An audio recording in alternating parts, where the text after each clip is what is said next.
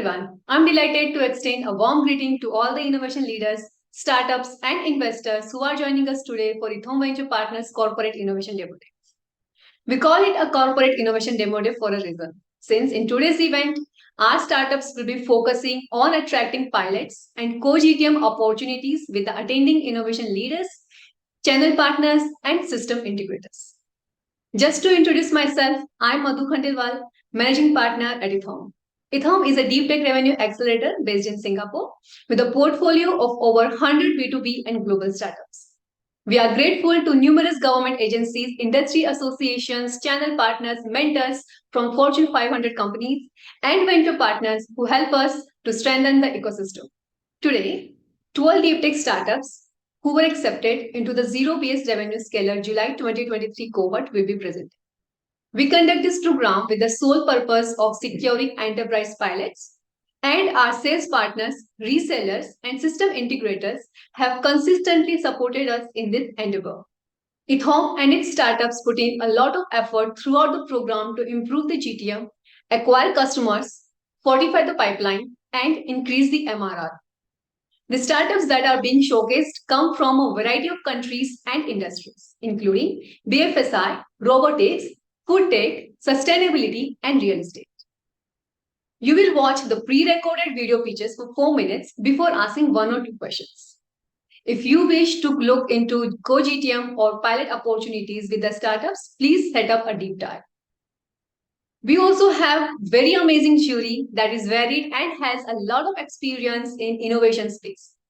The jury will rate startups according to a number of criteria and provide feedback at the end of the event.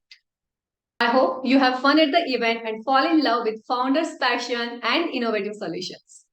I'll now ask Pankaj to move the event along. Once again, thanks a lot for joining the event and supporting us today. Thanks to Madhu for this energetic start. And now it's time for our esteemed jury to introduce themselves. Jury members, please provide a brief 30 seconds introduction. I would like to start with Chip.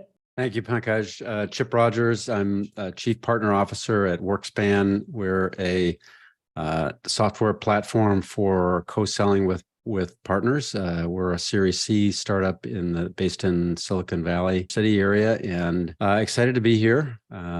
Personally, I've been with a number of companies throughout my career, but most recently with SAP for 13 years, career in marketing and partnering. Fantastic. Thanks a lot, Chip. Really appreciate your support today. Justin? Sure. Thank you, Pankaj. Justin Christensen, Senior Managing Director of Global Private Equity Partnerships, as well as Alliances here at Unisys Corporation. What we do is we try to help all the portfolio companies scale with their infrastructure and security needs, as well as we take them to market when we find that would be a good fit to help them, help EthAum, and help keep us relevant in the market space as well. Happy to be here. Thanks a lot, Justin. And obviously, I can't thank you enough for all the support that you provide to us all the times. So really appreciate that. Phoebe. Thanks, Pankaj, for including me. My name is Phoebe Wan. I'm an investment partner at Amazon's Climate Pledge Fund. We are a multi-stage sustainability fund invested in climate tech. Very looking forward to listen to the pitch. I also spent a long time in Asia, so looking forward to the discussion. Thanks. Fantastic. Thanks a lot. Preeti? Thank you, Pankaj. Preeti Padmanabhan, Senior Director of Platform and AI Marketing at Freshworks. I also run a podcast called 10X Growth Strategies. I've been in multiple startups, Nutanix, Freshworks, and large companies, Cisco, Dell. I'm really excited to be here. I'm looking forward to hear the pitches, and thanks for including me. Fantastic. Thanks a lot, Preeti. Appreciate the support. Abhinav? Thank you, Pankaj. My name is Abhinav Singh. I'm the Vice President for Business Transformation at Teleperformance. Teleperformance is a global customer experience management firm. I'm based out of the Chicago area, and my background, I've worked with financial services companies like Citibank and JP Morgan Chase. Very excited to be here and looking forward to hearing some of the pitches today. Thank you. Appreciate that, Abhinav. Michelle? Yeah, hi. Actually, Michele, original Italian. I'm the Chief Strategy Officer of Credolab. We are headquartered in Singapore, where I spent about 8 years. Before that, I was with MasterCard, with Capital One. We do provide digital lenders, financial institutions, and insurance companies with behavioral data. Fantastic. Happy to be here. Thanks a lot, Michelle. Your presence is really appreciated. Pooja Shah. Hey, good morning, everyone. I'm Pooja from Concentrix. Concentrix is a customer experience solutions provider, and I work for the Catalyst arm of the business, which is the engineering arm, as a systems integrator. Background, I've been doing technology sales for over 15 years now, and also worked in companies such as TIE, which is a nonprofit organization for startups, as a chair for chartered members. So I'm excited to look at the pitches today. Fantastic. Thanks a lot, Pooja. Johannes? Hi, Johannes Riedel, originally from Germany, located in London. I'm with the Rainmaker & Partners. Rainmaker & Partners is a brokerage where we do deal origination and capital raising. I wear also other hats. For example, I'm the VP of a cybersecurity company and a non-executive director of several other startups. So thank you for inviting me. Thank you, appreciate it. Hemant? Hello, everyone. Myself, Hemant. Good morning, good evening. I know we have 300 plus participants across the globe. So I am an associate vice president with InfoVision, which is an innovation-driven digital transformation company. And I've been with this company for over 5 years, with 17 plus years of experience in IT consulting and services. So I'm very much excited to be a part of this event. I come from a product management background. I know what is it up to, to start up to have a startup and stand in front of a large audience like this. So very excited to meet you all and look forward to this great event. Thanks. Fantastic. Thanks a lot. Parag? Hey everyone, hey, Pankaj, thanks for getting me on this. And I work for Citrix. You can probably see my logo behind my window here. I'm based in Florida. I moved from Singapore just about a few months back, and of course I've been working with Pankaj for a while now. And right now I'm kind of Chief Operating Officer at Citrix, kind of having kind of areas of focus as go-to-market, product management, and in my previous lives I've done things across sales, business development, product management. So I've got a pretty kind of varied lines of working, but more customer focused, being more kind of outside in thinking. So look forward to conversations today. Thanks a lot, Parag. Hopefully you are enjoying USA. Jigyasa. Hey everyone, thank you Pankaj for having me. I am a machine learning engineer and a data scientist with a focus in deploying large-scale systems for monetization on social media networks like Facebook, Twitter, and e-commerce platforms, which I'm recently working on, called Fair. I work on mostly ads prediction, sponsored content ranking, and recommendation. So yeah, I'm really excited to be here and listen to all of your pitches. Fantastic. Really appreciate all the jury members. Again, thanks a lot for being part of the event. I'm sure we will have some really interesting questions from your side. Just one recommendation, jurors, please don't forget to score startups after their pitches. We will also seek your final take or key takeaway at the end of the pitches. Please use jury suffix with your name so that audience is able to figure out or identify you easily. Before diving into the pitches, I would like to share some housekeeping rules. Please keep yourself muted throughout the presentation or event. Unmute yourself when it is required. Please use chat section or Zoom chat section for the Q&A only. Please don't spam it. If you are a service provider and want to talk about your services, then we will give a few minutes at the end so that you can promote yourself. If you want to ask questions, there's a hand emoji that you can use to ask questions. Now it's time to start our first presentation. It is Boatmate, which is a USA and Turkey-based startup digitizing the marine industry. And here we go. Hello, I'm Murad, co-founder of Boatmate. The recreational boating industry is unable to adapt to today's digital world. Think boaters when they need product or services like technical support, marinas, or spare parts, finding reliable options is always challenging. Boaters often rely on word of mouth and struggle to connect with businesses. This is because marine businesses have limited digital presence and they are still at an early stage of digitization.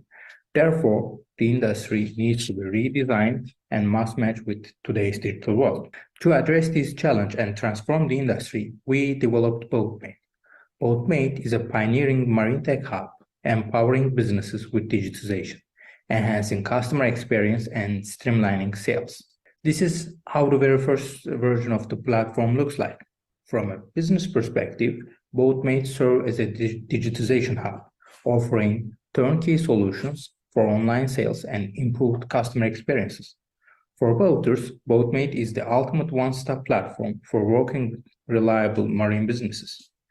Boaters can use the Boatmate platform to search, connect, and collaborate with marine businesses, preventing them from getting lost in a vast digital landscape. So now let's explore the market. The US and Europe represent 90% of the global market, with over 20 million boats and over 140 million active boaters. The industry's economic impact in the US alone is more than $230 billion, according to NMA's reports. So while it is untapped market, Boatyard is our main competitor, we believe that our unique business model and scalability set us apart. To enter into the market effectively and achieve a snowball effect on the growth, we also developed Boatmate Business Hub solution. This solution empowers key players in the market, such as marinas, boat dealers, insurance firms, to offer a comprehensive yachting experience to their customers. For example, think marinas. Marinas can create a business hub, inviting their partners worldwide to join. Marinas can provide all the needs of its customers by leveraging the power of a trusted partner network. This approach transforms these key players and makes them become a yachting experience company. It unlocks new revenue stream for them, also boosts Boatmate's global expansion by helping us acquire boaters and businesses. About the achievement that we have made so far, after securing our very first VC investment at the idea stage, we have received more than 250 marine business registration and over 1,300 boater signups for testing. We have forged strategic partnership and entered accelerator programs in the US and Singapore. Our business model relies on subscription and commissions from marine businesses. We aim to achieve $100 million turnover in 3 years. So meet the team behind the Boatmate. We are two co-founders. Asim leads the technical aspect and I drive business development.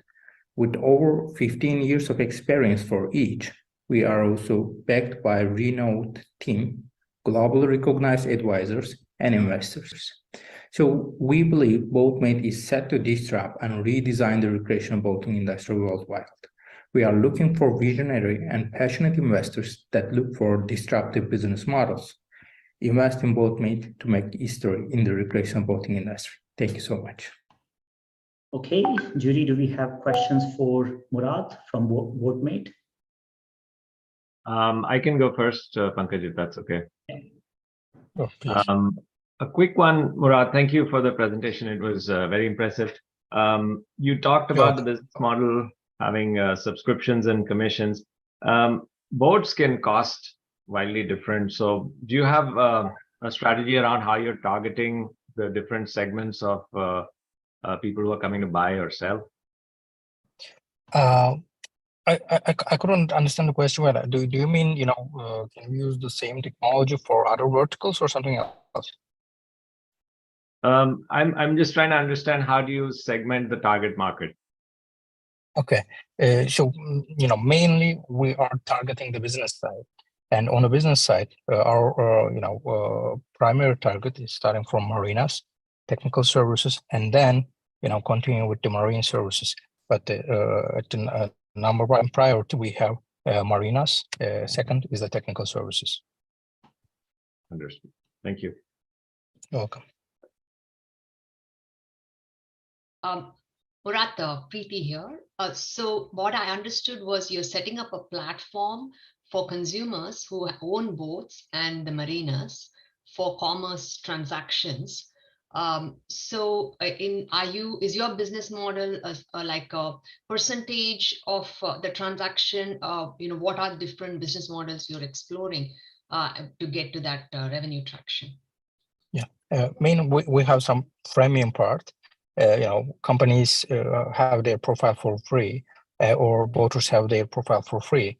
But when it comes to using our marine e-commerce solutions or payment solution kind of things, then we ask some subscription and commission, and we have different plans. Low subscription, a bit higher commission, high subscription, lower commission kind of things. I think we can take one more question from William or Bill. Bill, please introduce yourself as well with the question. Hello there. Sorry about that. Yeah, William Genovese, very briefly, I am a executive partner in Kyndryl Consult, CIO advisory partner. Kyndryl is the next division of IBM. Used to be IBM Global Technology Services. I spent over a decade with IBM in 4 divisions, number of patents. Been a 4-time CIO and CTO in startups, and was also a mentor, coach, and advisor in New Chip Accelerator.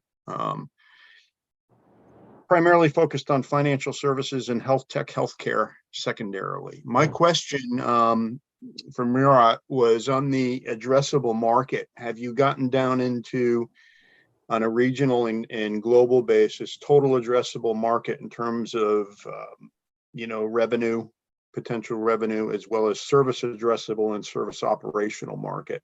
Have you gotten down into that lens? This is a very crowded space, so it'd be interesting to know that. Correct. We made some studies. In general, only in the U.S., the economic impact of the boating industry is more than $230 billion, and we call it as our total addressable market. The serviceable market is around $70 billion, and serviceable addressable market is around $20 billion. And in this giant space, still the competition is very low. So we have a huge chance, huge opportunity ahead of us. Fantastic. Thanks a lot, Murad. I know there are a bunch of other questions. I would request you to take those questions in Zoom chat because we need to move on to the next presentation.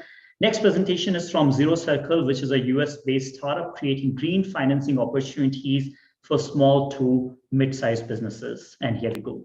Hi, everyone. My name is Hemant Seri, and I'm the founder of Zero Circle. We are a climate fintech startup that's on a mission to unlock sustainable financing for small and medium businesses by creating a marketplace for green loans.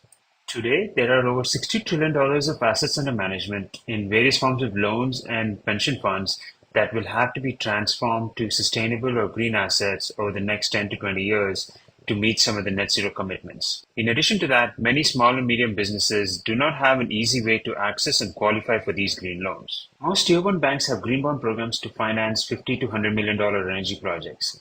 And there are various microfinancing programs for farmers in developing nations to support sustainable transition. But there are no viable options for a small business like an independent truck driver who's trying to decarbonize his 10-truck fleet. The process today is complex, expensive, and non-standard. The market for this is huge. A recent report from McKinsey stated that $3.5 trillion of new investments are required every year to meet some of our net zero commitments. And today, sustainable funds only account for 4% of the global fund market.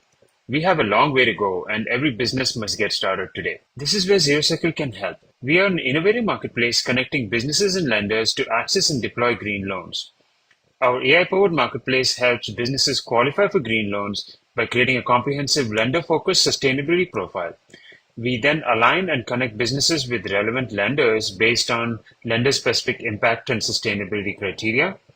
Once the loan has been issued, we partner with the business to monitor their ongoing sustainability-related milestones and covenants identified by the loan. By creating the lending tree for green finance, we can unlock new opportunities, increase returns, and reduce risk for both the lenders and the organization. We have developed a proprietary multi-stage framework that combines data, analytics, and AI to automate the sustainability assessment for mid-sized organizations. This will help the organization very quickly set up their lender-specific impact performance scorecard to help them pre-qualify for green loans on the marketplace. The platform today is live for SMBs to build their sustainability profile, and we plan to launch the marketplace in the next 3 months. Here's an example of an impact performance scorecard generated by the platform. At the top, you'll find the company information, including their credit and risk scores, as well as their KYC and diverse entity assessment. Beneath this, you'll see the organization's financial performance for the project. Additionally, the organization provides sustainable KPIs, which are a simplified version of the green bond requirements used by many large financial institutions. Finally, any material disclosures and policies provided by the company will also be included. We currently support GRI, SASB, and SDG sustainability reporting frameworks using our AI capabilities. This information is combined to create the impact performance scorecard for this organization on behalf of a specific lender. Depending on the lender's requirements, different scorecards are generated for each lender to pre-qualify them for the lender's viability on the marketplace. We have had strong traction across the entire assessment lifecycle since we launched at the start of the year. We have multiple pilots underway, 2 RFPs, and discussions with several financial institutions to partner with during the launch of the marketplace. We're currently also helping qualify about $10 million in green loans using our platform. We also have the right team to make this a success. With over 20 years of experience, I have developed enterprise-grade solutions focused on financial services, supply chains, and sustainability. My partners Ambi and Ragul are entrepreneurs and have successfully scaled products to $100 million in revenue for small and mid-sized businesses during their careers. My previous role as Chief Product Officer for the Risk and Compliance organization at Dun & Bradstreet inspired me to launch Zero Circle. We aim to incorporate the same compliance frameworks used by numerous organizations today into the green loan programs and accelerate a sustainable transformation to a net zero world. Thank you for your time, and please reach out if you have any questions. Fantastic. I see we have a question from Phoebe. Phoebe, please go ahead. Yeah, thank you very much for the good presentation. I'm quite interested to understand, like, with the rising interest in like different jurisdictions around the globe, like how do you see that factor impact your business? Yeah, it's a very good question. Actually, we've been seeing some interesting things happening because of the rising interest rate and some of the issues with the SVB banks that have kind of happened in the last few months, right?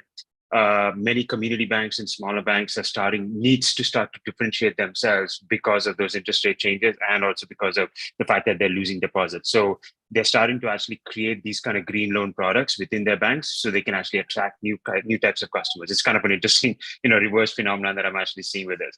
In addition to that, I believe the interest rates, many of the banks actually use government funds for some of these programs, as well as creates incentives for companies that are trying to do green transition and use that as a way to attract customers. So while I see there's macroeconomic factors, I do see pockets of interesting trends that are happening at a micro level that I think we can ride along with and then kind of build out the solution with them.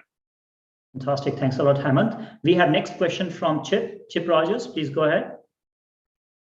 Oh, sorry, I had to unmute. Hemant, exciting opportunity. How do you see defending against existing, incumbents like a Lending Tree from just providing this, additional metadata into their existing process? I would say 2 things, right? One is we are not trying to be the financing platform. We're trying to be the assessment platform. So what that means is our objective is to potentially integrate with as many banks and underwriting processes as possible, right? Across different, types of lending programs. There's credit facilities, there's, supply chain financing, there's, standard loan programs. So there's a lot of various ways we can kind of tap into the market. And secondly, the market is huge right now. Even if we get like 5% of the overall market, I think we'll be a long-term business for a very long time, right? So I don't anticipate one. And there's a reason why there's so many payment providers and there's so many financing providers, because the market is very big for that. So we are not looking to conquer the world. We're looking to capture a pretty strong slice of a big market. And I see there's a lot of excitement for Zero Circle because there are many questions. I would request you to take those questions in the chat section, please. We'll have to move on to the next presentation, which is Instoried. Instoried is a US and India-based startup. They built Cathy.ai to help marketing leaders with video content creation. And here we go. Hi. Do you wish to create a great video? This is exactly what you need to do. Firstly, spend hours to write that perfect script. Second, invest in expensive equipment to get that awesome shot. Third, hire a mind-blowing video editor to create magic with your video. Or you could also do this. Invest in Instoried's mind-blowing product, Kathy.ai. Now, this lady is a one-stop shop for video generation and analysis. Yes, she can completely revolutionize the way you imagine and create videos. Now, this awesomeness comes with an incredible set of features. A very easy-to-use interface for quick and efficient video generation, with a repository of over 70 million plus videos. And that's not all. The cherry on top, you can now add your own videos, voiceovers to personalize your content. At the cusp of generative AI, our incredible team has focused on 3 markets primarily: content creators or influencers, businesses targeting brand awareness and social media, and video editing teams which are deriving insights to optimize their content strategy. The global market for videos is over $400 billion large, with companies like Synthesia having raised over $150 million, hence validating the fact that there is huge potential in this space. At the intersection of videos and generative AI, we at Instoried are determined to create a dent in the universe. With SaaS and a very flexible pricing, you can now create your videos in less than $1. Isn't that awesome? I'm happy to share that our hard work has started yielding results already. We've already got 50 plus B2B customers with over 300,000 plus signups, and with an average time spent that is stickiness quotient of 27 minutes. Now, let me tell you that as per Y Combinator, for any SaaS tool that can garner over 12 minutes in stickiness quotient is here to stay. So now that speaks for itself, right? We have already got API calls of over 10,000 plus per minute, and we've raised $5 million already from global investors. And we also have 10 plus channel partners in the US. So with this awesome technology, you can now create your videos at speed, at scale, and at very affordable prices. I'm also delighted to share that we've got some incredible customer feedback so far on our product, hence reassuring and reinforcing the fact that persistence is the biggest talent. Like any other great company, it is the team that essentially decides its future. I'm Charmin, and I'm the founder and CEO at Instoried with my co-founder and CTO, Sudhanshu. We've known each other for 20 years now, and we've already sold one company each before this. We started this company in 2019, and we've already moved mountains in the last few years with a collective experience of 25 plus years and having absolutely complementary skill sets. I've worked with Fortune 500 companies in the past, and Sudhanshu has a master's in AI. And with this complementary experience, we are here to absolutely create magic with our tool now. I'm also happy to share that we've already given 12x plus exits to our first 3 investors.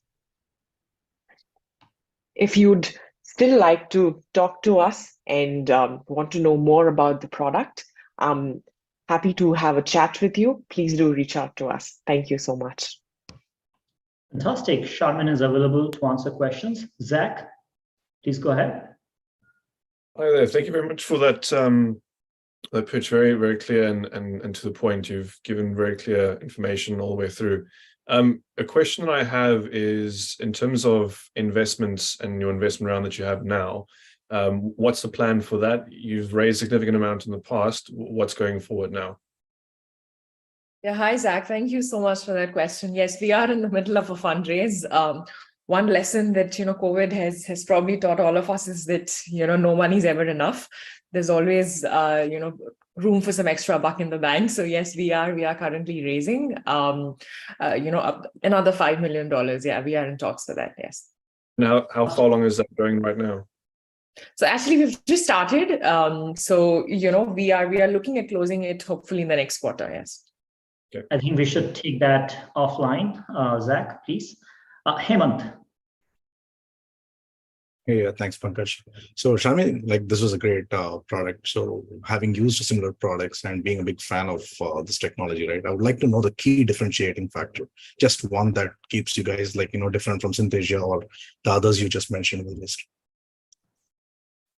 Yeah, so first of all, when you talk about Synthesia, right? So if you saw that I'd mentioned it on an indirect competition.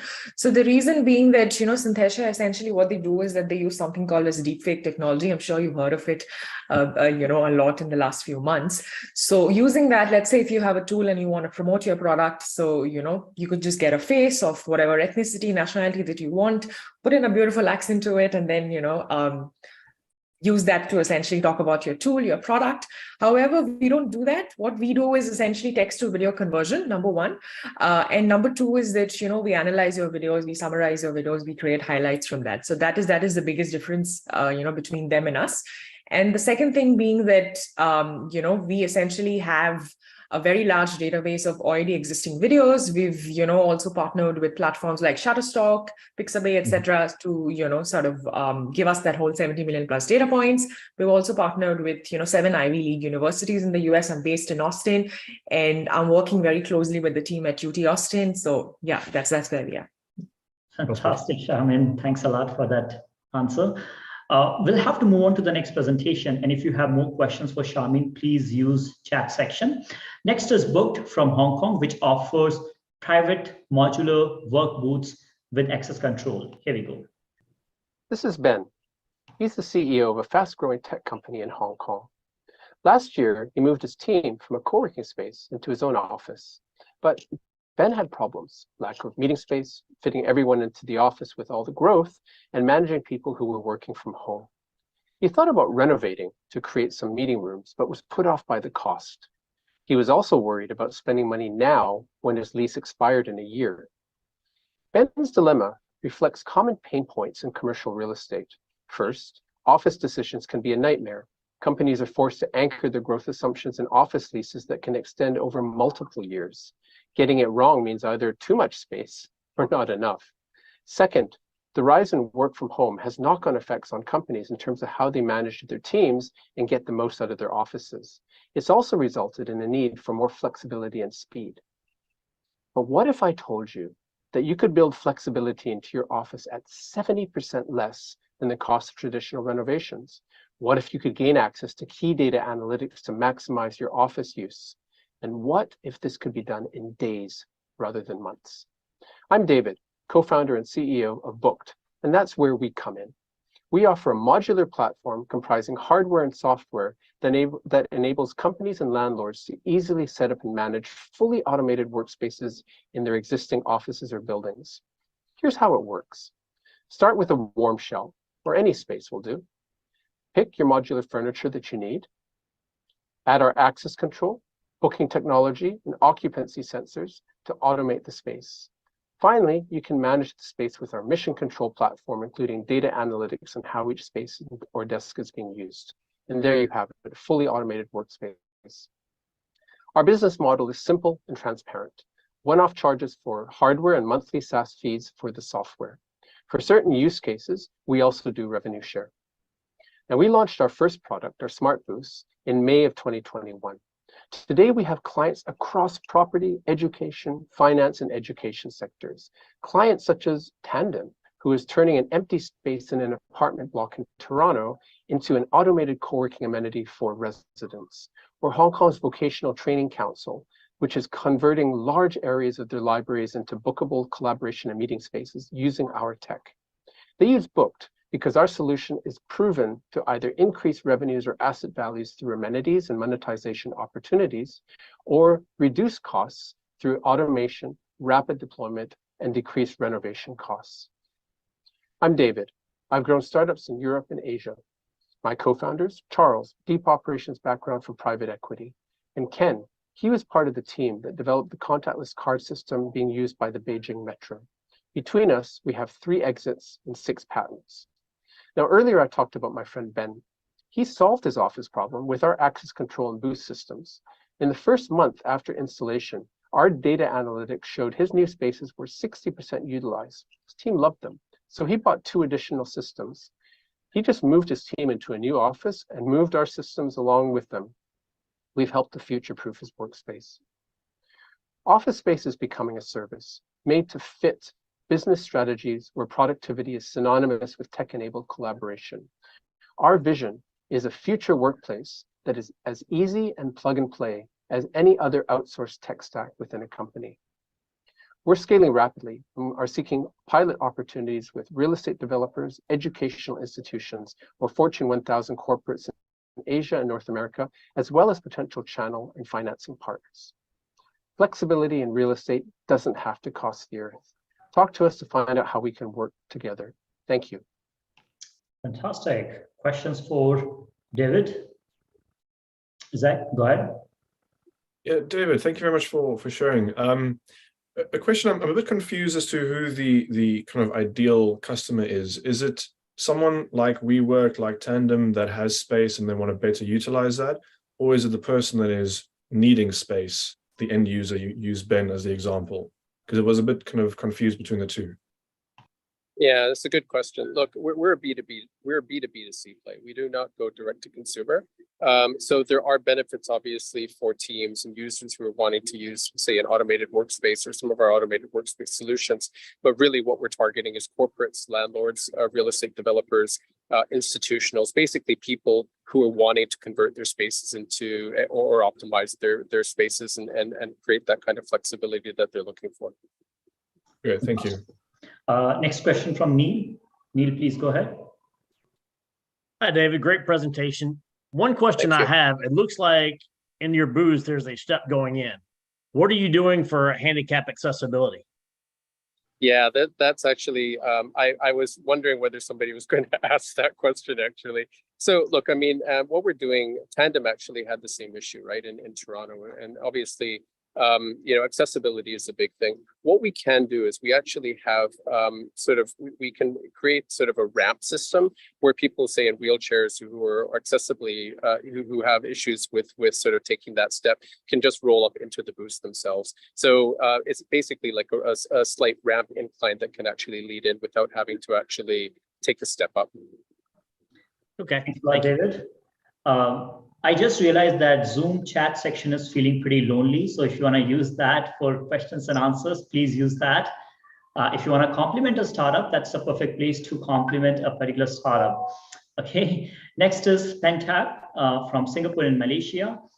They are providing AI-powered investment tool to family offices and high net worth individuals. And here we go. Hi, everyone. My name is Yong. I'm a technical founder of Pentab. And 4 years ago, when we started this company, it's because we believe in AI technology. We believe that one day AI will replace all the investment activities in the world. And when we actually build a product and we go to market, the top 3 questions that we ask by our client is, first, is this AI automate? The answer is yes. And the second question that our client asks is this AI perform better, smart enough? The answer is yes. And the last question, which is the critical question, is this AI customizable for our investment need? And the answer is yes. And that's why our client chooses us to engage with our AI fund manager technology.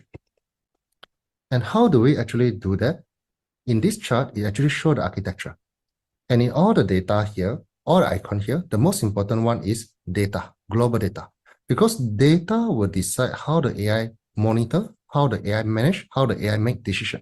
So we spent 2 years for the data cleaning, data structure design, data collection process, and all these things. And we feed the data for the AI to make the investment decision. So what the AI performance is, how it looks like. The answer is 31% annualized. And where does 31% come from? This 31% come from this table. And this table have the AI for India. There's AI for US, there's AI for Japan, there's AI for Germany. Our client can choose where they want to invest, when they want to put their asset, and they can assign our AI fund manager to manage for them. And that is also how our client engages us. So I give an example. Here, we use Japan AI as a showcase. And the reason that why we use Japan AI as showcase is because usually people think that Japan is actually not really performing. But AI actually beat the index quite a lot because AI are very good in looking for opportunity. So I give you an example. Let's say you are a family office and you want to allocate your asset outside of your familiar region. So let's say you are not familiar with Japan market.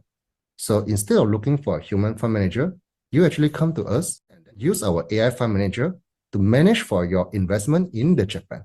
So that's how we serve our client. And our client avatar is a family office that have invested for many, many years, and they are multi-generation family. And how long time have we actually achieved this traction? We actually go to market at 2023 April, and until now it's 2023 August. And we already have 2 clients and committed for the multiple million US dollar to let the AI to run the investment for them on the region that they are not familiar.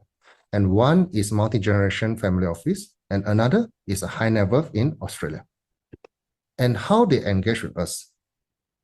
They engage with us with AI joint venture, AI JV model. In short to say, is actually we form our JV company with the AI and let the AI to manage for their wealth. And also in the last month, Fusion Capital will repurpose a VCC fund for us to offer the personalized AI fund manager to individual high net worth that are not willing to set up a joint venture. They can directly park the fund and manage by Fusion with our AI technology. And meanwhile, we are also raising $5 million US for our Series A through Pentype AI Investment Assets Fund managed by VCorp and this EthAum cohort. Feel free to reach out to us. We will share with you the Japan AI sample that generated by the system, the PDF format, as a start. Thank you very much. Okay, questions for Young? Zack, please go ahead. Hi there. A question I have, so obviously this is a space that seems very saturated at the moment. What makes this so different to what is available out there at the moment? We are actually very unique. And then, but let's say what is actually offered out there. 95% of what they call AI, 95% of the company, what they call AI is actually that invest in ETF, which means that it's not an investment decision on the individual stock. Because to analyze the individual stock, first thing we need to do is collect global data. So that is the first thing that we do. But then to go into ETF is much more easier.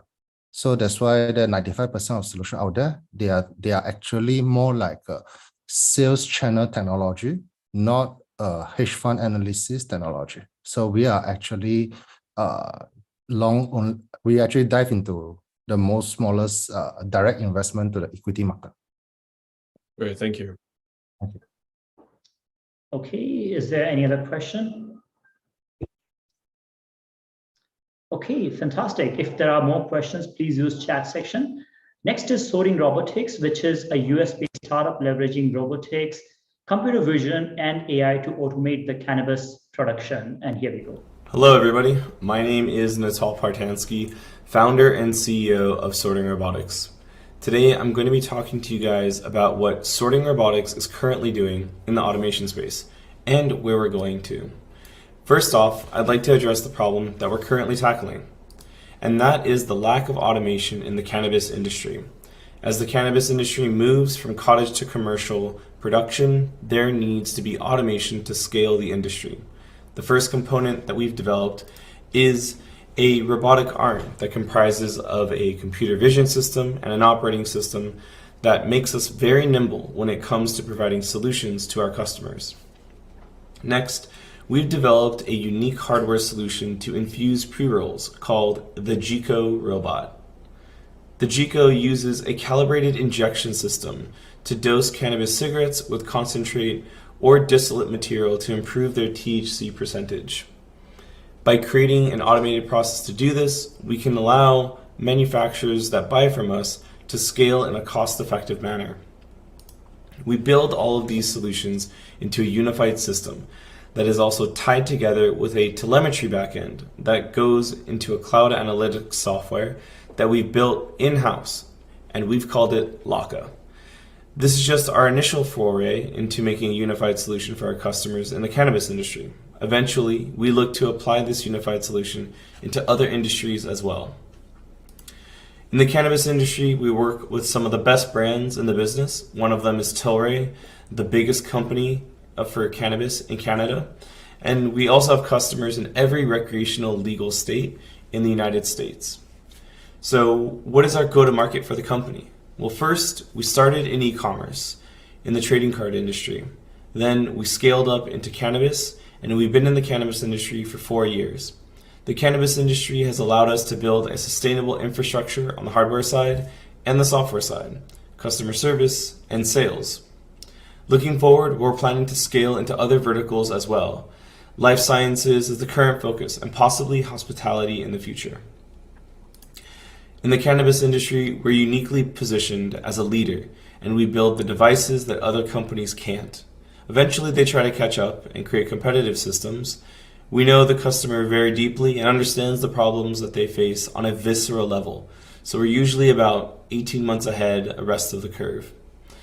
This success has been well documented in the media with Forbes, Rolling Stones, and various cannabis-specific publications, exclaiming that we are the market leader when it comes to developing robots for cannabis manufacturers.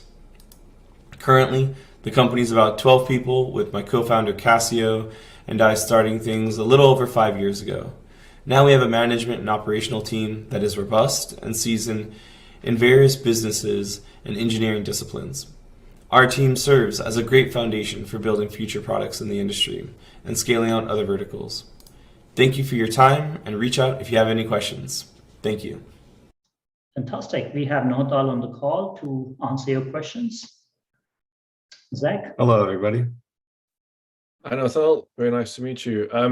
Quick question. You mentioned other verticals that you can get into with this technology.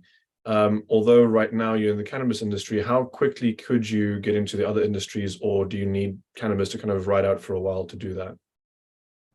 No, our kind of infrastructure backend in terms of the software and then also the hardware side, it allows us to be pretty flexible. So after identifying a new industry and purposely codifying the problem, it'll take us around 3 to 6 months to develop a new solution.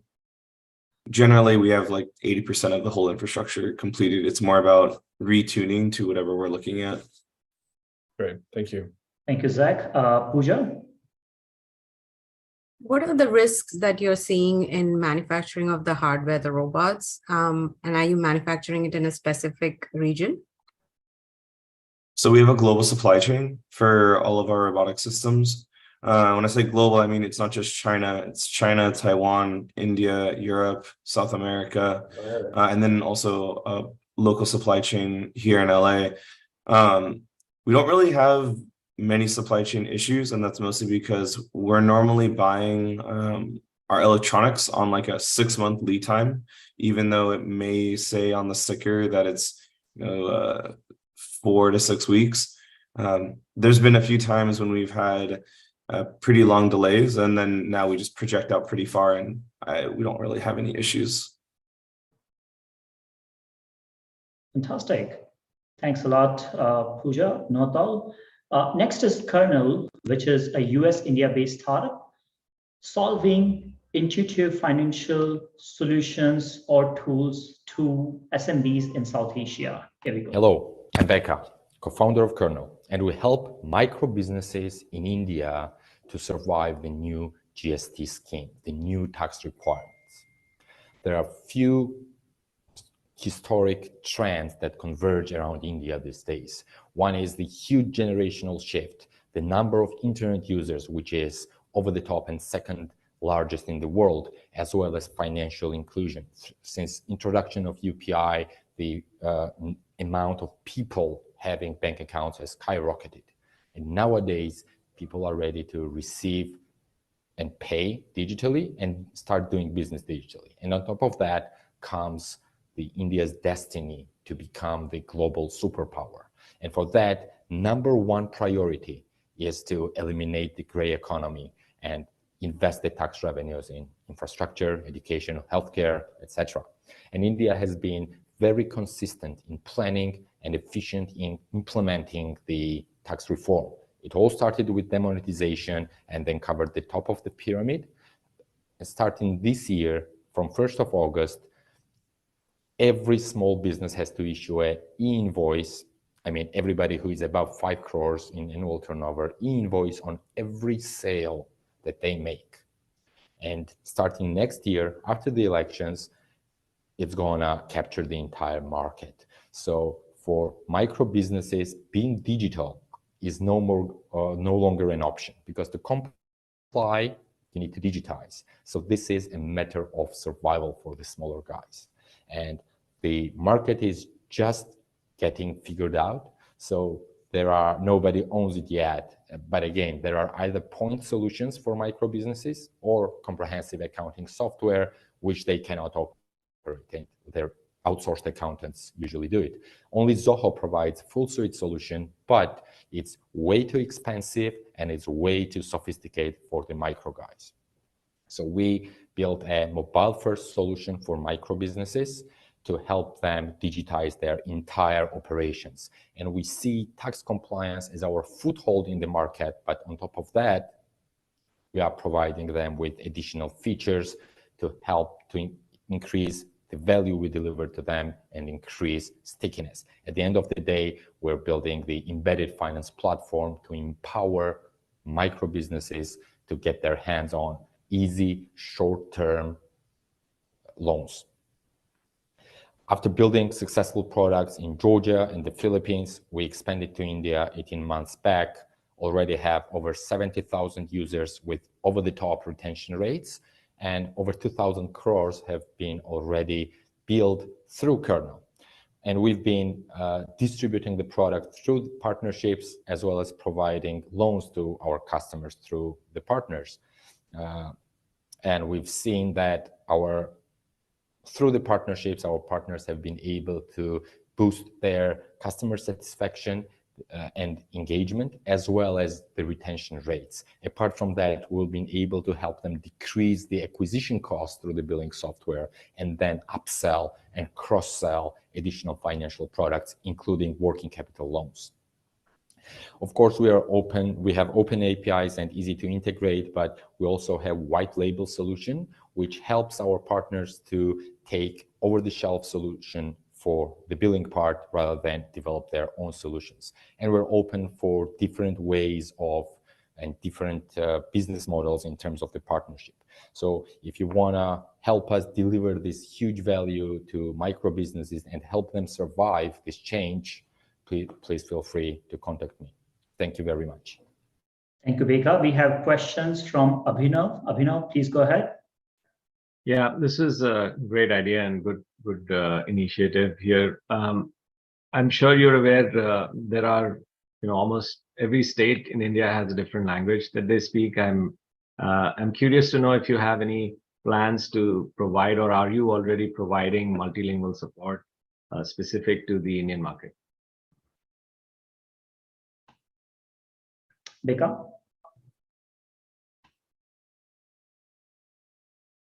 I think he's on mute. Beka, are you on mute?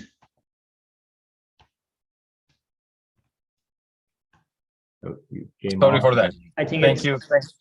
Yeah. Yeah. Sorry for the environment. I'm traveling, so had to hop on with a mobile.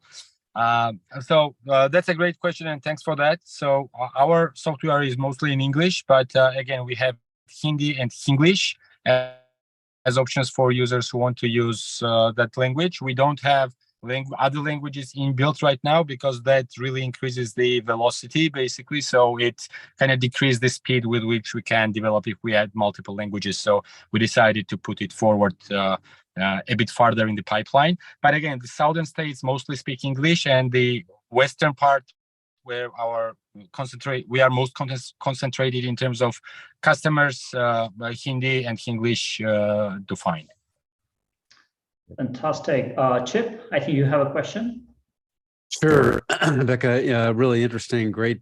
Seems like a great market and opportunity. How are you using product-led growth? Do you have loops inside the product to to bring other customers on board? And I see you have a freemium offer, but are there other things that where you're sort of building the engagement and bringing other customers on, having customers bring other customers on? Of course.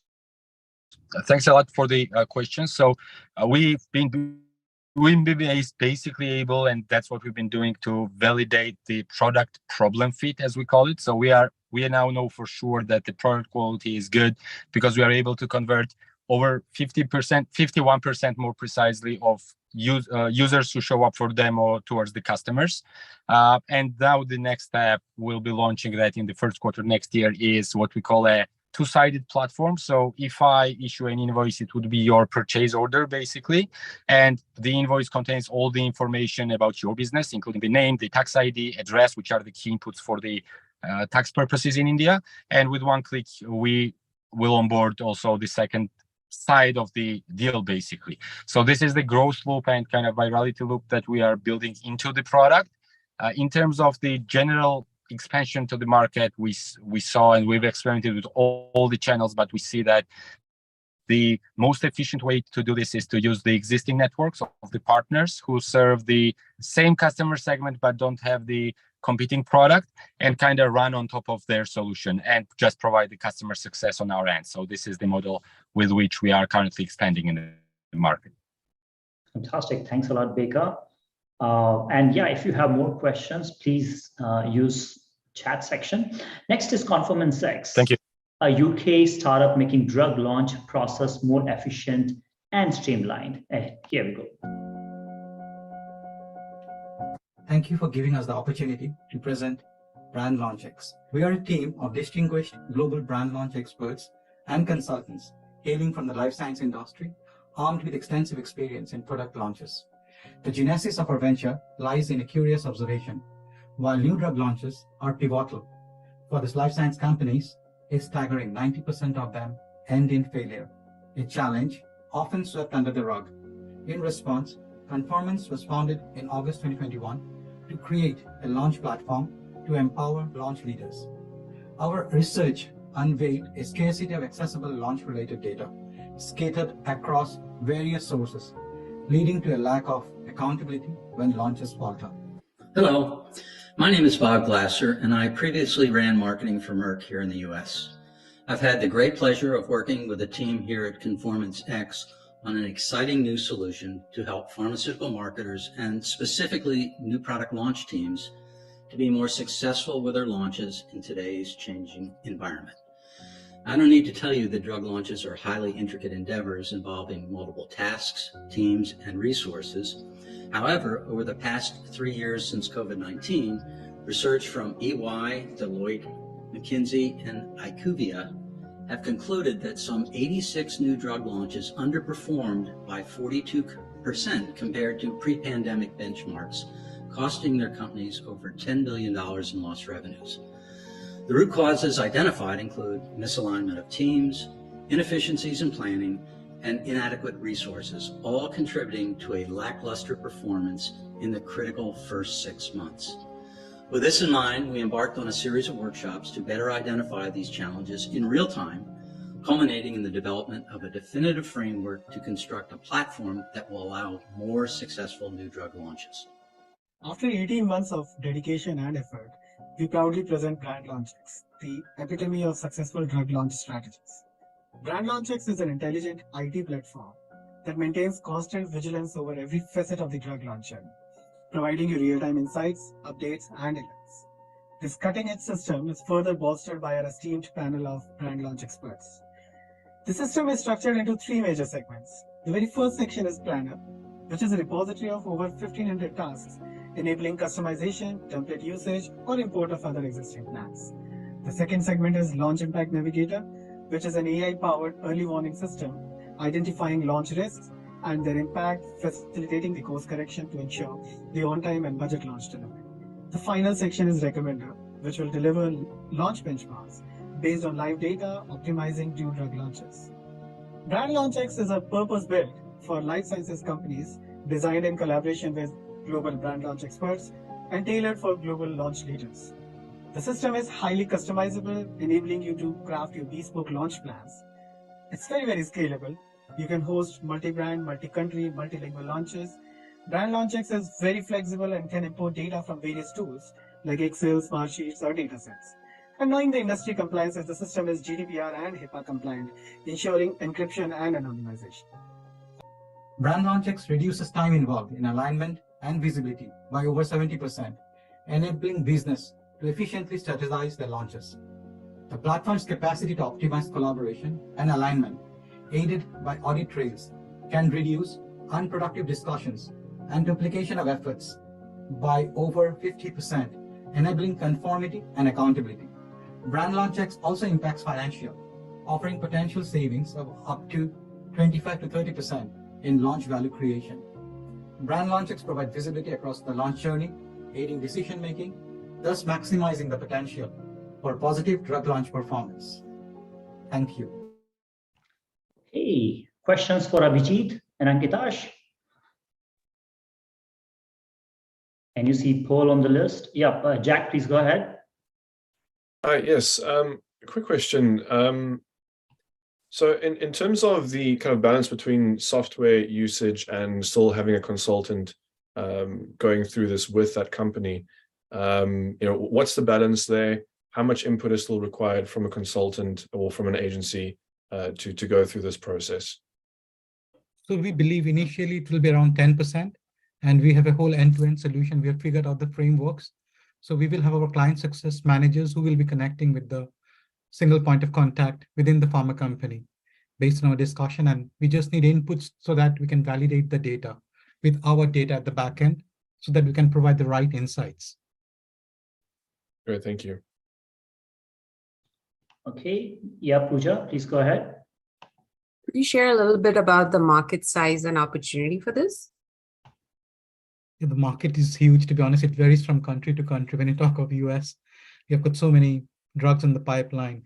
On an average, 50 to 60 drugs are launched, which is launched across multiple markets. So the 7 are the main markets, which is EU5, Japan, and US. But then they are spread out, sequentially across countries and launched in their own way. So every country has their own regulatory approvals. And this system allows you to kind of customize by country. So minimal, you think of one drug launched in 100 plus countries, and similarly for 50 on an average. And then there are brand extensions as well. On any single year, you have at least 100 to 150 kind of launches. I'm talking of branded drugs, and we can go beyond to other, medical devices once we have validated our models to cosmetology, medical devices, and others. Okay, we can take one more question from Ms. Gupta. So what traction have you seen so far? We're having some good traction so far with some of the big companies like AstraZeneca, Novartis.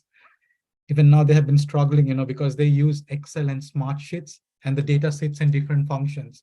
So we are having some late stage discussions, but we're yet to sign a pilot with one of the companies. So that's what we're pushing for to validate the model. Fantastic. Thanks a lot, Abhijit. And if there are more questions, please use Zoom chat section. I put a message in the Zoom chat. Please feel free to show some love to our LinkedIn live event. But yeah, next is Geo Alert, which offers instant analysis of any location using satellite and aerial images. And here we go. Hi there, I'm Georgia, founder and CEO of Geo Alert.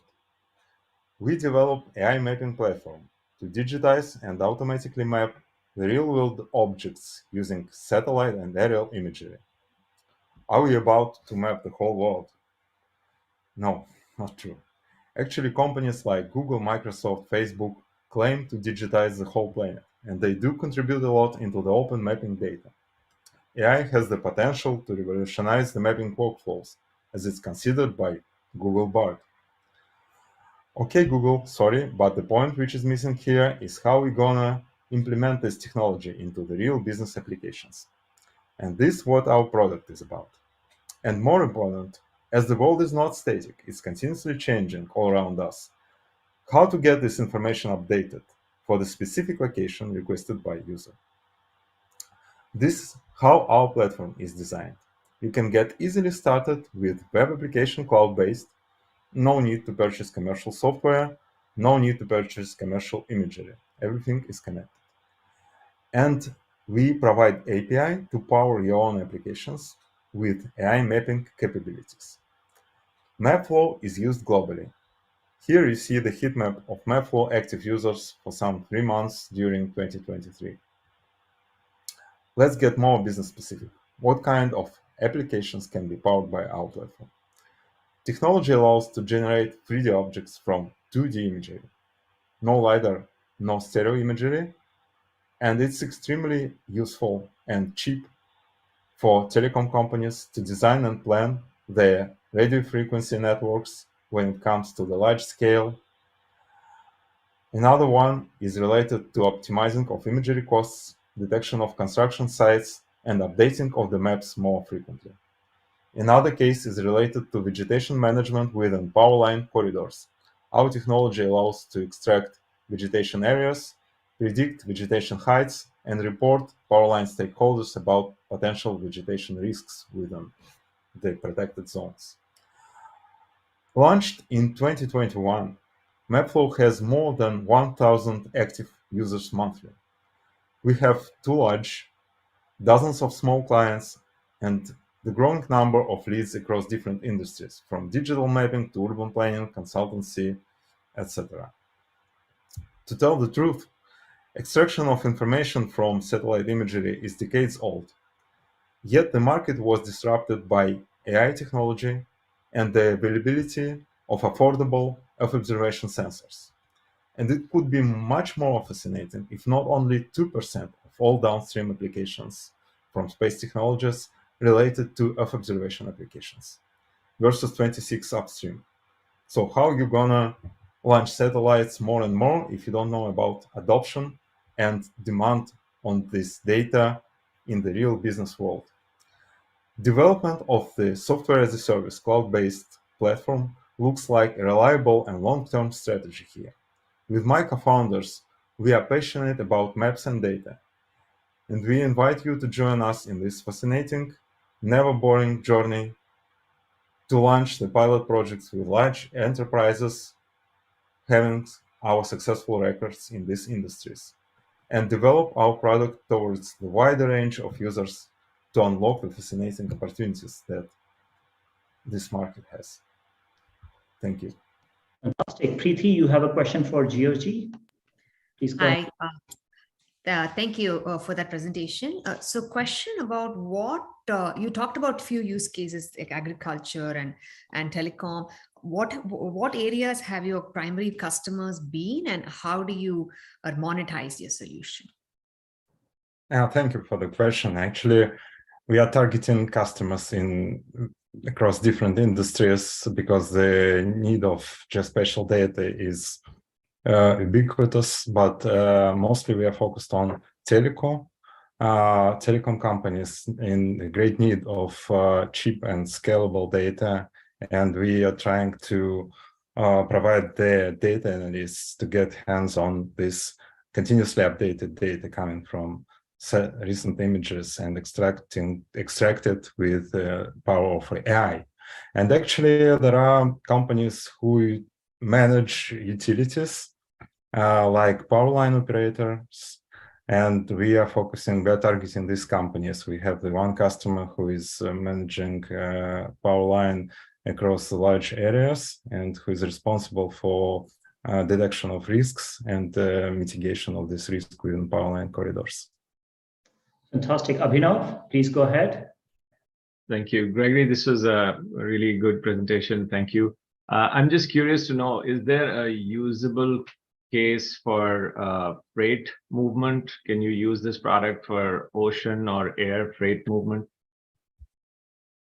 You mean like illegal fishing or some kind of these things that are happening in maritime? I'm thinking more containers moving on planes or ships. I see. Yeah, it could be used. It could be leveraged. Yeah, actually, everything which is related to leverage of geospatial imagery with AI is relevant to, and our technology can power these applications. So we consider it as a platform connected to the global sources of data, and it can be applied to different cases with the help of our partners, otherwise with the expertise of our end users. So that's why we are in the close collaboration with our end users. And very important is the last mile of the implementation of this platform. Actually, we are struggling here a lot, but the adoption is going slow, but we hope that it will go faster and it will come to the better future. Sure. Abhinav, probably we can schedule a separate call to brainstorm that use case.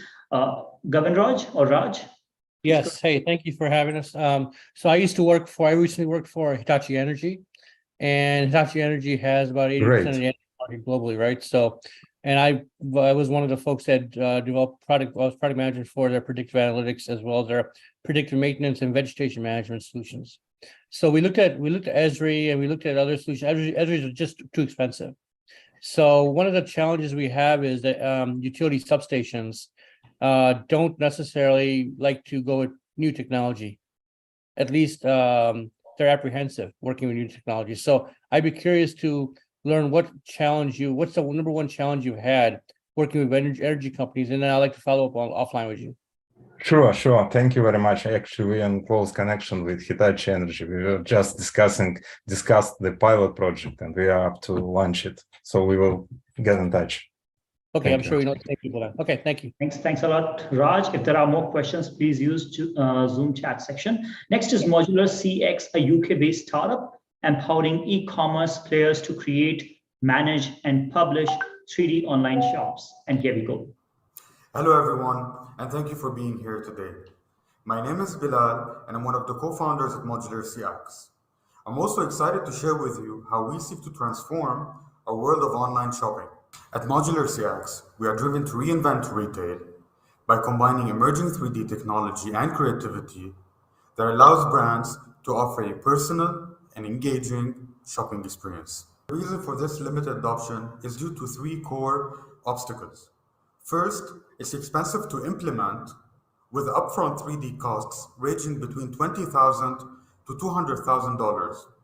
Second, it's difficult to manage with over 70% of brands lacking specialized in-house talents. And third, it's challenging to scale with a 200% jump in operational costs when expanding 3D solutions across products or regions. In summary, the hurdles of high investment requirements, talent scarcity, and scaling complexity have restricted the adoption of 3D until today. And that's where Modular CX comes in. We've created a platform that allows brands to effortlessly adopt next-generation 3D web solutions. With Modular CX, brands can present their products in 3D, transforming their discovery. They can also offer product customization through our real-time 3D configurators. And also, they can offer virtual try-on experiences to boost purchasing confidence. And they can also easily create realistic 3D models for engaging presentations. No longer do the hurdles of cost, expertise, and scale stand in the way. With Modular CX, these benefits are now more accessible than ever. And this scalability is achieved thanks to our proprietary technology, industry-specific features, an integrated platform to streamline deployment, customizable templates for ease of use, and vertically aligned modules. While others offer fragmented point solutions, our end-to-end platform and expertise enable effortless 3D adoption. In this example, you can see a company that incorporated 3D visualization on their website, as well as customization. Our total addressable e-commerce market is a staggering $6.4 trillion globally. We're focused on luxury, premium, and specialty retail, a $75 billion segment primed for our 300% annual growth plan. We're targeting a market cap of 120 million within the next 3 years. And to support our target ambitions, we've adopted a pricing model that is designed to fit every budget and includes an upfront setup cost for initial implementation, ongoing monthly subscriptions for continued platform access. This offers low barriers to start and a flexible ongoing option for companies at any scale. With regards to our competition, while many in our space focus on high-touch custom solutions, we've identified a unique market position, delivering high value through a self-service model. This allows us to serve premium sectors more efficiently. Led by our visionary CEO, our team brings together award-winning creative talent, AI innovation experts, financial leadership, academic researchers, and e-commerce specialists. Our journey so far has been truly remarkable. Within the last 3 years, we've evolved from core 3D tech development to being in a growth stage, backed by more than 14 case studies and many different industry accolades. We're now expanding our strategic partnerships and driving more direct sales, which soared by 316% since last year. I'd like to thank you all for listening to our pitch. Okay, questions for Bilal? Yeah, Hemant, please go ahead. Hey, great product, by the way. I did like the presentation. So the quick question is, how is, the ease of use when it comes to the retail? I see you're targeting the luxury retailers and specialty retailers and all that, right? And I'm just thinking more in terms of a marketplace. So can you just talk a bit about the ease of use and how scalable is it outside the spectrum you're looking at? So when we're talking about ease of use, are we talking about the end customers who are going to be customizing or interacting with a solution? Exactly. Or are you asking about brands who want to adopt our solution? So, I'm primarily targeting the end user, who's the user of your, application, right? So how easy, compared to your competitors. So how easy is it to create an 3D model? And that's one. And second is I'm not a retailer, but I'm a seller. I would want to sell a product into a marketplace, right? And how easy is it for me to do that using your platform? Okay, it's an excellent question. We have to make a distinction. So we are not a marketplace, even though we do have a client that is actually creating a next generation 3D marketplace. What we do is we would work with your existing channels. Let's say you have a website, or let's say you have a lot of stores worldwide. Once we are done, we provide you with a link, and this link is seamlessly integrated with your website, and you can also use it as a standalone tool on an iPad, on a big touchscreen device. So once we're done, that's what you get. And of course, there are layers of integration that you can do through our platform. But the integration is very smooth, and you can compare it to how you embed a YouTube video on your website. It's the same the process. So there's no effect on your website. Fantastic. Let's take next question from Preeti. Preeti, please go ahead. Thank you. So you said that product is being used in retail. Are you seeing customers from other verticals or other industries also? Because this is such a broad usage for 3D imaging. Absolutely. And this is where we are differentiating ourselves. I take packaging as a great example. We targeted packaging around 3 years ago, and they had a big problem that, as you know, they're selling packaging, but there's always services involved. And the service is predominantly offline based. So with us, they've managed to take their packaging customization online, and it has been a truly transformative technology that allowed them now to sell over e-commerce, customized packages. Fantastic. Thanks a lot. I answered your question. Thank you. Yeah. Yeah. If there are more questions, please use chat section. Next is Digital Keys, an Australian startup offering 5G IoT access control solution. And here we go. Hi, my name's Steve Dunn, and I'm the CEO and co-founder of Digital Keys. And we sell 5G IoT connected smart locks and the software that controls them. So the physical security industry hasn't really changed much in the last 200 years. We're still using the same technology to control access to our assets and to secure them. And this is metal keys and mechanical locks. And this causes huge amounts of problems to many different industries. For example, it's a $30 billion a year problem in cargo, just in the US alone. So electronic access control systems are not that much better than the old metal key systems. Many of them require a lot of on-site network infrastructure and a lot of on-site equipment. And many of them are also disconnected, so they're unable to capture data and take advantage of analytics. And many of them do not work out of the box either. So our company, Digital Keys, has built a complete end-to-end 5G IoT smart access control solution.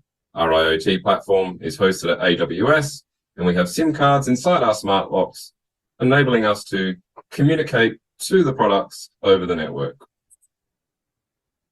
Here you can see our 5G IoT smart padlock, and we have a SIM card at the bottom of the circuit board here, and then large lithium thionyl chloride batteries, which are able to give us over 2 years battery life. And we have a sleep mode, which is unlike Wi-Fi solutions, which are always on and always listening. So in addition to the smart locks, we have the Digital Keys app, asset management software, APIs, and the IoT platform. So we have a SaaS business model where we charge $3 per unit per month. We have good models on the hardware, and we're looking to bring more security products and IoT devices onto the platform into the future. We've already released a 5G IoT smart door lock in 2019 with Vodafone and Huawei, and we manufactured over 1,000 units and sold them to banks, hotels, offices, universities, and then the trade war hit. So for the last 3 years, we've been migrating away from Huawei over to AWS. We're seeing a lot of demand from electricity companies, shipping container companies, logistic companies, and construction sites who are looking to put their product out on the street where they've never had this opportunity before, because otherwise you need Wi-Fi solutions. But this is more about being able to secure assets and bring the assets online. It's also about management efficiencies as well. So for example, an electricity technician would not have to pick up metal keys at the start of the day, drive out to meter boxes, and then drive back across town at the end of the day to return the metal keys. Here are some of our low-hanging fruit and the customer segments, and these are our SaaS revenue projections for the next 5 years. So I come from a background in asset management and working in local government, and our CTO, Max, has worked at AWS and EY, and we have Colin, one of our directors, who has over 30 years experience in the telecommunications industry. So we invite you to join us as we unlock the future with 5G IoT smart access. Believe it or not, but Steve is up at 2:30 a.m. his time in Australia to answer your questions. Chip, go ahead, please. Yeah, really great concept. And thanks for the presentation. I'm wondering about the size, and the unit that you showed looked almost like a prototype, and I'm wondering if you're working on miniaturization to make it sort of, smaller. Yeah, absolutely. So, we're in the lock manufacturing industry, but we're not lock manufacturers. We're the smarts behind it. So we buy top-selling RFID key card locks off the shelf. We throw out their circuit boards, and then we put in our 5G IoT circuit boards. So we're not limited to hardware design, and we're certainly looking at a smaller sort of indoor padlock at the moment. But this one is specifically we chose because it's rigid and can handle the environment and use outdoors. Fantastic. Thanks a lot. Great. Thanks, Steve. Thank you, Steve. Good morning. Just a quick question around your target market. So you have listed a lot of B2B entities and industries that you're targeting. Is there a B2C element that you're also looking at? Not really. At the moment, yeah, our low-hanging fruit are the large critical infrastructure companies.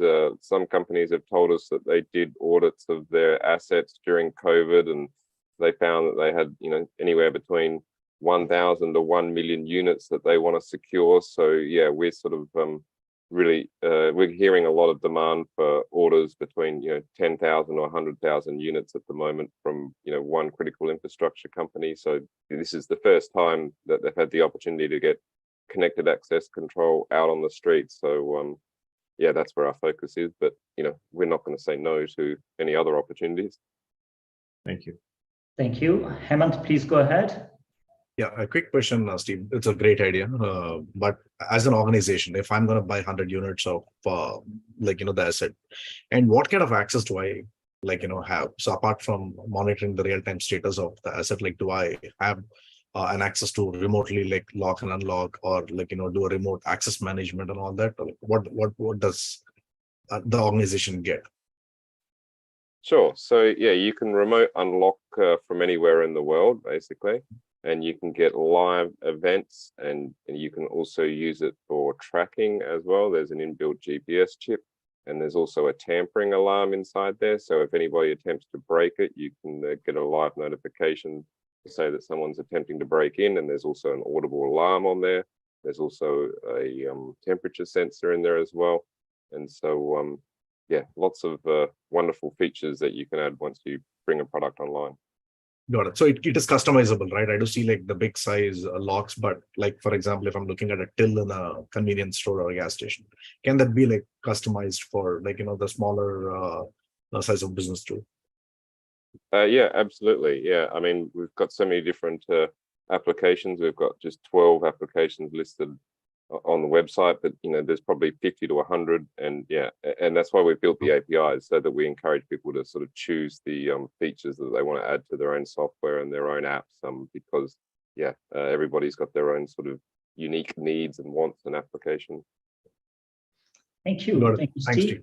There are more questions for you in chat. Please take care of them. Next is Journey Foods from the USA. They are transforming the food and beverage development industry using AI. It's a different kind of pitch. Please enjoy. One thing that I remember when first introducing Journey Foods to the fold was truly around focusing beyond sort of consumer insights and driving massive sets of data, but really thinking about more intentionality around the problems that I've been working through in the industry, and that is around nutrition and sustainability. Many companies across the world are trying to meet consumer demands around nutrition and sustainability at the same time that they're faced with supply chain availability, with cost issues, with research and federal and local regulations. And that leads to a lot of challenges in the time it takes to get food products to the market. This can push back food product development by several months into several years to optimize around things like bioavailability and solving for food byproduct waste, among other things. And we focus at Journey Foods on generating improved or alternative or conceptual recipes, but largely using data that includes both the supplier information, and so creating recommendations around supplier, but also creating recommendations about cost. At the end of the day, I believe that many of you want to bring the best products to the market, want to bring the best innovations to your ecosystems, but most decisions are made around costs and availability, and we have to be very honest about that. And at Journey Foods, that's exactly what we do. We focus on giving our customers tools to improve their portfolio of packaged food products when it comes to small or even large nutrition and sustainability enhancements. But really, we give them actionability insights, right? So if you want to decrease, let's say, the sugar, or swap out all artificial ingredients and increase your nutrition score on a packaged food product, we also make sure that we can provide as much cost and supplier data as possible when making that recommendation. I think that's something that has been limited when you think about AI, is like both what is my implication and action. So I would love to hear your feedback around this, maybe even where you thought Journey Foods did before this call, and where you think AI and actionability in the supply chain can go. Fantastic. That is Rihanna from Journey Foods. She could not join the call today, but yeah, if you have any question for her, please feel free to put them in chat section, and I'll make sure that your questions are being answered via email or LinkedIn. Wow, there have been 12 presentations back to back with a lot of knowledge, a lot of insights. I'm sure that you love them a lot. But yeah, before we get into end of the event, I would request our jury members to talk about one or two or probably at most 3 startups that stood out for you. What are your thoughts on what kind of startups really made you excited, intrigued? And I would start with Justin. Sure, Pankaj, happy to chat about that. Of course, the lens I'm looking at it from is how I could assist and collaborate. I thought all the presentations were amazing. Digital Key was a standout, which I recorded in my forum and feedback, and I look forward to speaking with them further. Fantastic. Really appreciate that, Justin. Of course. Let's see who wants to go next. Abhinav, do you want to go next? Sure. First, I want to thank you, Pankaj. This is a great event. Thanks for organizing this. This is a really good platform for not just the startups, but also the investment community. I found a couple of interesting ones. Certainly, I was very impressed with, although all of them are really good ideas and really good hard work going behind all of these pitches. The ones that stood out to me were Instoried, Boatmate, and Digital Keys. Fantastic. Appreciate that, Abhinav. Chip? Yeah, thanks, Pankaj. Great presentations. I would say things that were interesting to me that stood out. Like Digital Key, I think also was pretty interesting, pretty unique application. I think Kernel has a lot of opportunity. I was concerned with the question about language, especially in the India market. And I think MapFlow was interesting as well, although I don't know the market well enough to say, hey, this is really something unique. So awesome. Thanks a lot, Chip, for your feedback. Preeti? Hi, thanks, Pankaj. Great event as usual. There were a lot of startups that were interesting. I really liked Zero Circle because they are solving something very critical for startups that might not want to raise venture financing, but companies want to use that financial aspect. Journey Foods was interesting, Instoried, and I think Boatmate reached out already, and these are some companies I expect to engage. Awesome. That's good. Hemant, do you want to go next? Yeah, Pankaj. So this is my first time being here with you guys. So I did love this overall presentation. Great lineup of different ideas. And I love the way they were thinking about solving the industry-wide problems, right? So awesome. It was a good experience for me. And to name a few that stood out, it's very hard for me to rank, but I'll just let you know based on my experience and what I see. So the Instoried one stood out really for me because I've personally dealt with real-time issues in the marketing space. I've seen that happening. And also with the digital keys as the next step towards moving away from the physical assets. So that idea was great, and I see a lot of potential out there. And the Inner Circle too, that was something new that I came across today, and I see a lot of potential opportunities in that space too. Overall, the great presentation by all the startups today. Thank you. Thanks a lot, Hemant. Michelle, do you want to go next? Yeah, thank you. I would echo Preeti in terms of the 3 top startups for me: Zero Circle, Instoried, and Journey Food. The one that is intriguing to me is Journey Food. I don't know what is the client, so we don't have really we didn't have the opportunity to discuss more questions. But Zero Circle, definitely there is a need. myself, I've been in the financial services industry all my life. So in Instoried, I know how difficult it is to produce videos. So Right. at scale or easily, quickly, cheaply. So very good. Thank you for having me. Fantastic. Thanks a lot, Michelle. Pooja, do you want to go next? Yeah, I did like a lot of the startups, but I think the ones I'd like to highlight are Instoried. I have sold Synthesia, so it sat really well with me. It looks like a really good competition. Sorting Robotics was interesting as well. Geo Alert, I work in the I sell to the telecom vertical, so I'll definitely connect with them to understand more. And I did like Journey Foods a lot too. Awesome, awesome. No, Pooja, your support to Geo Alert would be highly appreciated because you understand the telco market so well. So please, let's connect separately. Let's see who else. William from Kindle. Yes, hello.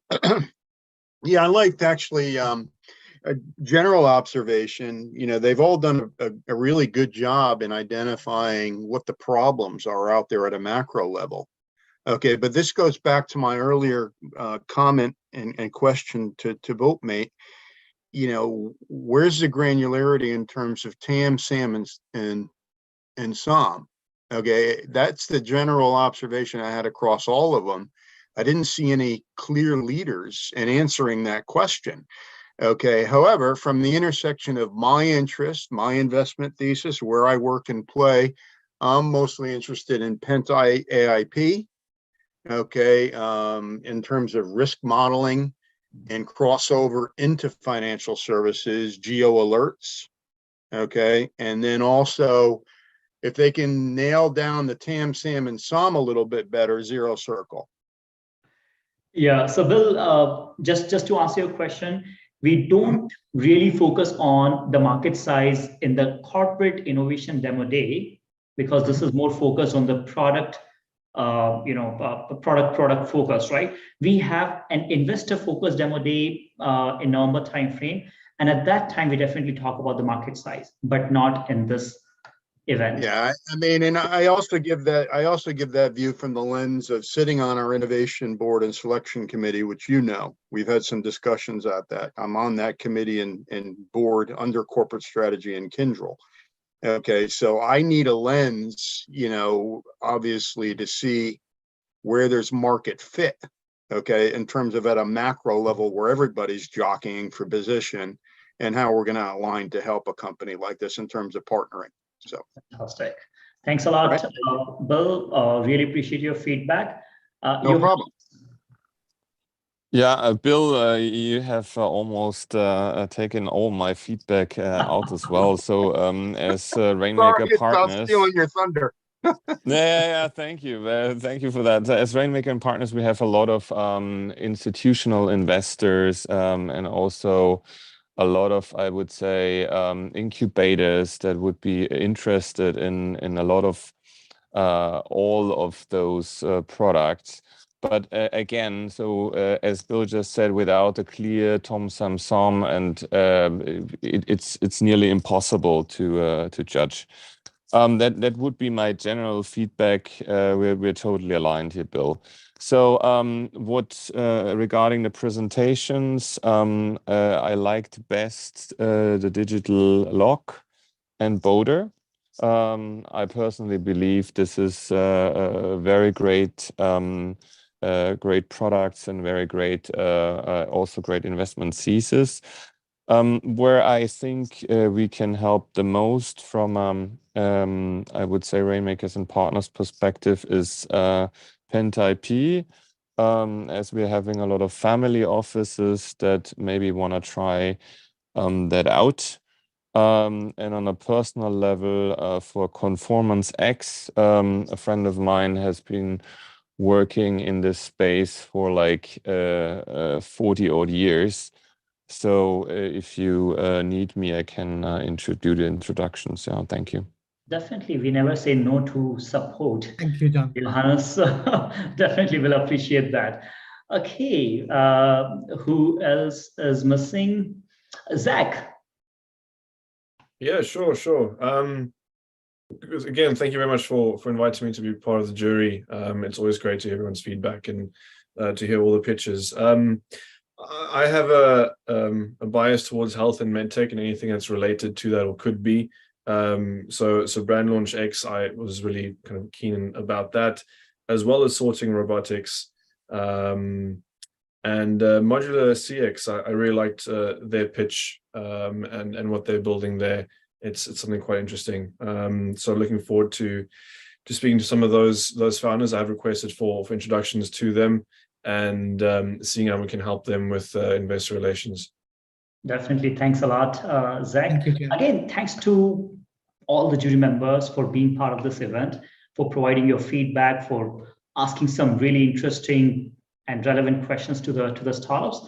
Thanks to startups for putting all the relevant information except market size in this 4 minutes long presentation. And I know it's extremely difficult job to put all the relevant information in just 4 minutes. And I know that some startup founders were really hating me for forcing me, them to do that. But again, really appreciate your support today. And again, as I always say in my, as I always mentioned in my past events, this is not the end. This is just the beginning of a new relationship. If we could have one-on-one calls to figure out how we can support each other, how we can collaborate, I think that would be fantastic. If you can support startups with the core GTM opportunities, with the mentoring opportunities, with co-sell opportunities or pilots, let's have a conversation on those topics. Again, really appreciate everybody's time today. Thank you, and we'll reconnect soon. Take care. Bye. Thank you. Bye-bye. Thank you, everyone. Thanks, Pankaj. Thank you. Thanks, everybody. Thank you, guys. Take care.